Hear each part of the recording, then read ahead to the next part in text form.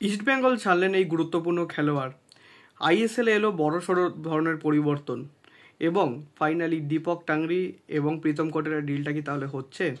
তো hello guys, welcome to channel Bong MFC Bangabandhu নতুন ভিডিওতে আপনার সবাই আরেকবার স্বাগত। আজকে আমি নিয়ে এসেছি ইন্ডিয়ান ফুটবল আপডেট 13টি পর্ব। তো চলুন একদমই দেরি না করে ভিডিওটা শুরু করা যাক। সবার প্রথমে যে আইএসএল এ বড় সড়ো পরিবর্তনগুলি এসেছে সেগুলি সম্পর্কে আমি এক এক করে আলোচনা করব। সবার ফার্স্টে যে রুলটা এসেছে সেটা হলো যে একটা কনকাশন সাবের। এই কনকাশন সাবটা কি, যদি কোনো খেলোয়াড়ের মাথায় কিন্তু হেড ইঞ্জুরি হয়ে থাকে তাহলে সেক্ষেত্রে কিন্তু সেই প্লেয়ারটাকে হয়তো কোনো দল সাবস্টিটিউট করবে। তো সেক্ষেত্রে যে একটা সে সাবস্টিটিউশন সেটা কিন্তু যে 5টা নর্মাল সাবস্টিটিউশন যেটা ধরা হয় সেটার মধ্যে কিন্তু গণ্য হবে না।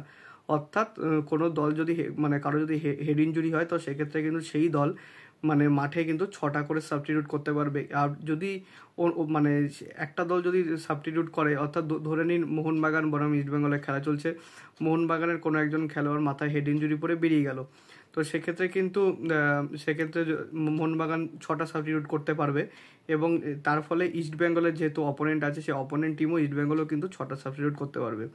নেক্সট যে রুলটা সেটা হলো আন্ডার-23 প্লেয়ারদেরকে নিয়ে।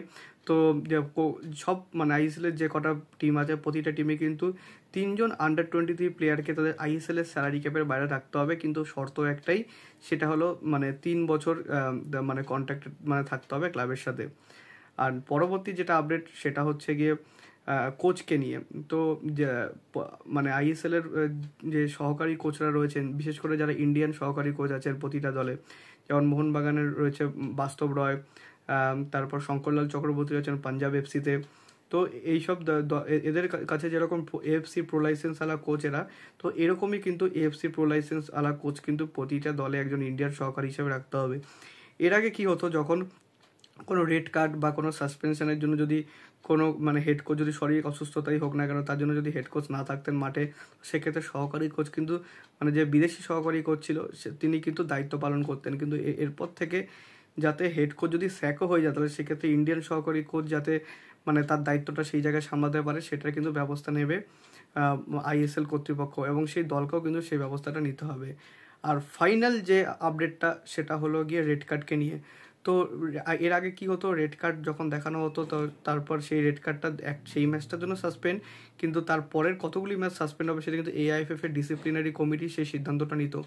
কিন্তু এই সিজন থেকে কিন্তু যদি ধরুন একটা ম্যাচে রেড কার্ড পেলেন কোনো প্লেয়ার তো বা কোচ, তাহলে সেক্ষেত্রে কিন্তু সেই ম্যাচের পর কিন্তু অ্যাপিল করতে পারবে এআইএফএফে সেই সংশ্লিষ্ট টিম, এবং তার ফলে কিন্তু শাস্তি কিন্তু কমতেও পারে। এই নিয়মটা কিন্তু সব বিশ্বের বড় বড় লিগে কিন্তু চালু আছে এই নিয়মটা। আর কনকাশন যে সাবটা সেটা কিন্তু ইংলিশ প্রিমিয়ার লিগ যারা দেখেন তারা কিন্তু জানেন যে ইংলিশ প্রিমিয়ার লিগে কিন্তু কনকাশন সাব অ্যালাউ করা হয়। আর এই দুটো আর বিশেষ করে যদি এই কোচের দিকটা, তো সেক্ষেত্রে ইন্ডিয়ান কোচরা কিন্তু যথেষ্ট বেনিফিট পাবে। এই 4টি নতুন চেঞ্জেস সম্পর্কে আপনাদের কি মতামত বন্ধুরা আমাকে কিন্তু অবশ্যই কমেন্টে জানাবেন। পরবর্তী যে আপডেটগুলি দেবো সেগুলো হচ্ছে ট্রান্সফার আপডেট। তো সবার প্রথমে যেটা বলবো প্রীতম কোটাল এবং দীপক টাংরি ডিলের কথা। তো এই মুহূর্তে যেটা দেখা যাচ্ছে সেটা কিন্তু এই ডিলটা কিন্তু একদমই কোলাপস হওয়ার পথে। এই ডিলটা কিন্তু আর হচ্ছেই না, কারণ মোহনবাগানে কিন্তু সিডিএম বলতে গেলে, প্রপার সিডিএম বলতে গেলে একমাত্র দীপক টাংরি রয়েছেন, এছাড়া কিন্তু কোনো বিদেশি সিডিএমও নেই, না দেশি সিডিএম রয়েছেন।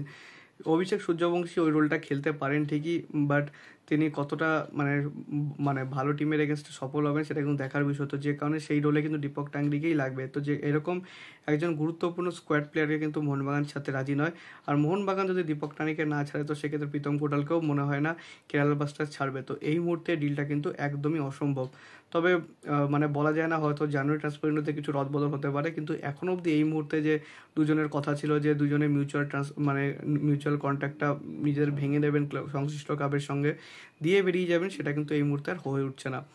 আর পরবর্তী যে দুটো আপডেট সেটা হলো লেনি রড্রিগেজকে নিয়ে। লেনি রড্রিগেজ কিন্তু এফসি গোয়া ছেড়ে পাড়ি জমালেন। তিনি কিন্তু হায়দ্রাবাদ এফসিতে, এফসি গোয়াতে তার কিন্তু রেগুলার তিনি গেম টাইম পাচ্ছিলেন না, কিন্তু হায়দ্রাবাদ এফসিতে তিনি যাওয়ার পর কিন্তু রেগুলার হয়তো গেম টাইম পাবেন।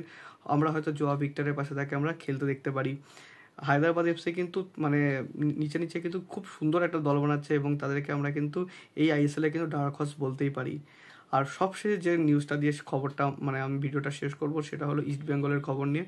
তো কমলজিৎ সিং, যিনি কিনা ওড়িশা এফসির সঙ্গে চুক্তি ভঙ্গ করে তিনি কিন্তু এসেছিলেন ইস্ট বেঙ্গলে, নিজের কন্ট্রাক্ট টার্মিনেট করেছিলেন, তিনি কিন্তু সেই আবার ইস্টবেঙ্গলে কিন্তু কন্ট্রাক্ট টার্মিনেট করে নিজের পুরনো ক্লাব অর্থাৎ ওড়িশা এফসিতে ফিরে গেলেন। তিনি কিন্তু গেম টাইমের আশায় এসেছিলেন এবং তিনি কিন্তু প্রপার গেম টাইম কিন্তু পাননি এবং তার পারফরমেন্সও যে কটা পেয়েছিলেন খুব একটা ভালো কিন্তু হয়নি।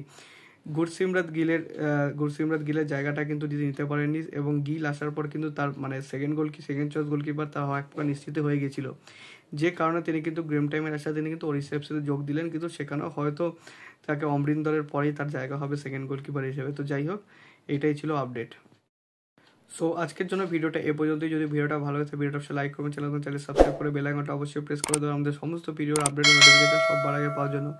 এছাড়া আপনারা আমাদের সোশ্যাল মিডিয়া হ্যান্ডেল ফলো করতে পারেন, লিঙ্ক আমি ডিসক্রিপশন ও ফার্স্ট কমেন্টে দিয়ে রাখবো। So make sure you must follow them. সেখানে কিছু ছোটোখাটো আমি আপডেট দেওয়ার চেষ্টা করি। আর দেখা হচ্ছে পরে ভিডিওতে। Bye bye. Glory man United.